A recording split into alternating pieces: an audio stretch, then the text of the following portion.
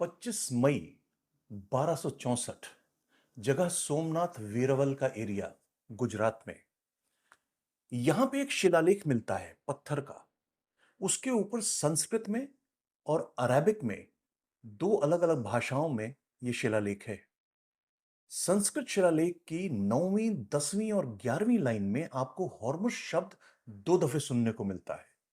Hormuz के सुल्तान अमीर रुकुद्दीन का नाम एक दफे सुनने को मिलता है और फिर सुनने को मिलता है नूरुद्दीन फिरोज का नाम। क्या रिश्ता है नूरुद्दीन फिरोज का सोमनाथ के साथ या हॉर्मुज का सोमनाथ के साथ? आज की कहानी इसी की कहानी है। स्वागत है। चलिए सस्पेंस खत्म करते हैं। इस शिलालेख में सोमनाथ शहर में सोमनाथ मंदिर की प्रॉपर्टीज में से ही लैंड, जमीन दी जा रही है नूरुद्दीन फिरोज को मस्जिद बनाने के लिए, आज से 762 साल पहले। इस शिलालेख से आपको पता लगता है कि उस समय का समाज कैसा था, राजा कैसे थे। उस समय वैसे राजा अर्जुन देव थे जो चालुक्य वाघेला राजा थे। और वो कैसे राजा होते थे, इसका एक और आइडिया देता हूं। कोई उससे थोड़ा सा पहले, कोई 50 साल पहले की बात है, एक मस्जिद बनाई जाती है खंबत एरिया में। और उस मस्जिद के ऊपर अटैक होता है पारसियों के द्वारा, और भी बाकी लोग भी थे इसमें इन्वॉल्व। 80 मुसलमान मारे जाते हैं। वहां का खतीब, खतीब अली नाम उसका दिया हुआ है, वो वहां से किसी तरीके से बच के भागता है और उस समय के जो चालुक्य राजा थे राय जयसिंह, उनके पास जाता है और गुहार करता है। राजा ये समझते हैं कि ये परधर्म का मसला है। वो व्यापारी का वेश धरते हैं और खंबत जाते हैं, सारी जांच पड़ताल करते हैं। और फिर जो कम्युनिटीज इन्वॉल्व होती हैं उनमें से दो दो लोगों को पकड़ के उनको पनिश किया जाता है। और 1 लाख सिल्वर कॉइन्स उन्होंने दिए थे मस्जिद को फिर से बनाने के लिए। यह उस समय के समाज पे एक कमेंट्री है कि कैसा समाज था, कितना उदार चरित्र था। वापस आते हैं सोमनाथ के शिलालेख पे। नूरुद्दीन फिरोज कौन है?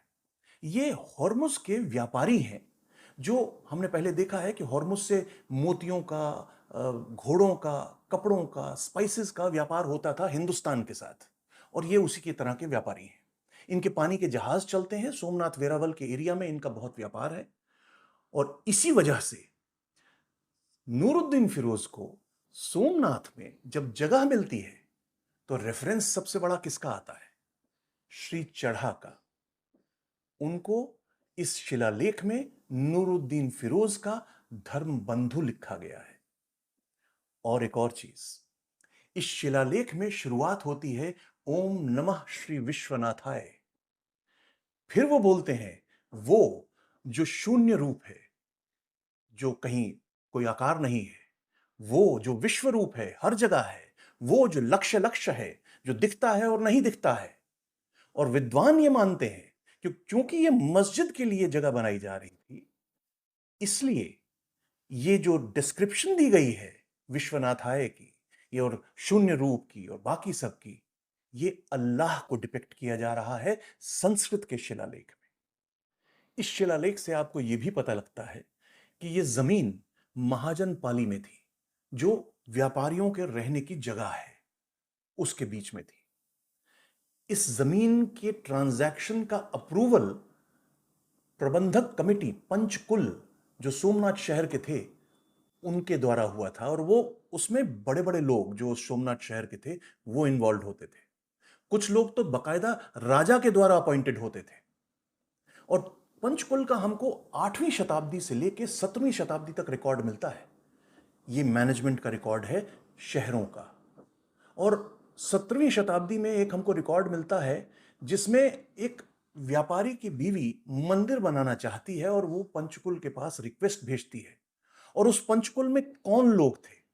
वजीर थे, काजी थे, देसाई थे, ठाकुर थे, थानेदार थे।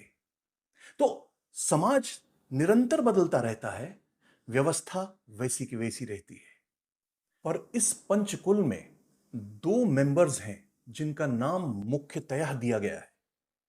एक शैव पुरोहित भाव वीरभद्र, और उनका नाम कितनी इज्जत से लिया गया है सुनिए।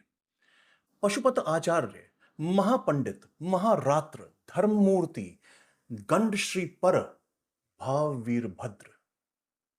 दूसरा अभय सिंह, जो व्यापारियों के रिप्रेजेंटेटिव थे।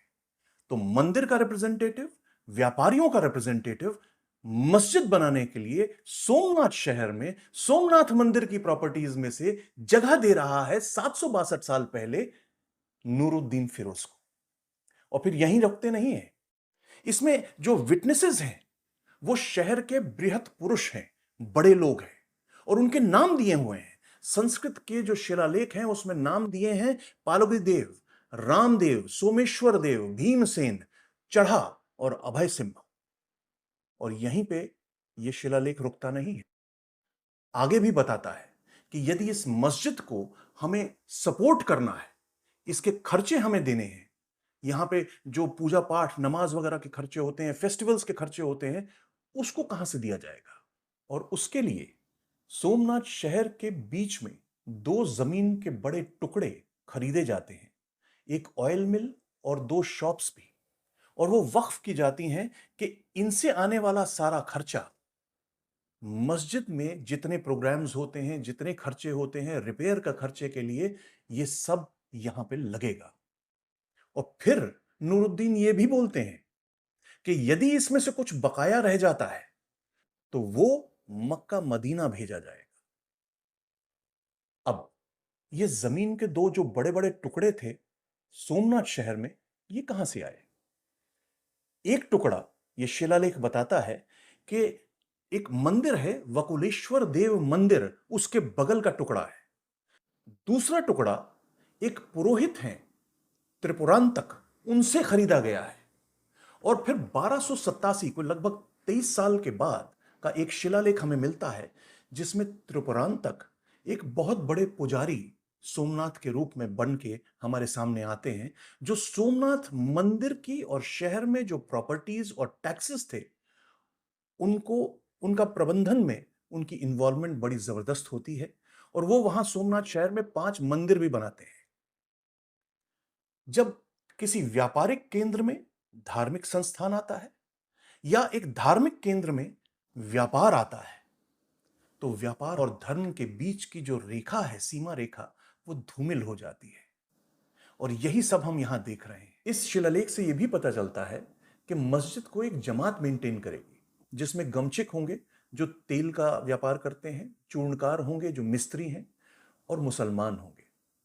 मुसलमान शब्द का ये शुरुआती एग्जाम्पल है इस्तेमाल का।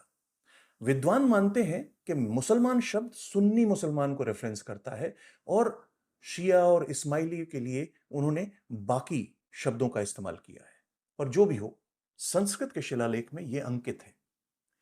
इस शिलालेख से यह पता लगता है कि नूरुद्दीन फिरोज, जो एक ऑर्थोडॉक्स इस्लाम के एरिया से आए थे, एक दूसरे देश में अपने इस्लाम को स्थापित करने के लिए वहां के लोकल लोगों की मदद से थोड़ा फ्लेक्सिबल हो जाते हैं।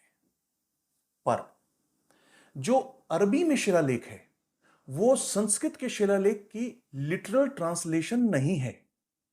और उसमें एक लाइन बड़ी इंपॉर्टेंट है जिसके बारे में ज्यादा विद्वानों ने बात नहीं की है। उसमें वो कहते हैं अरबी के शिलालेख में कि ये कामना है कि सोमनाथ मूर्ति पूजा और मूर्ति पूजकों से इसको पूरी तरह से छूट मिल जाए।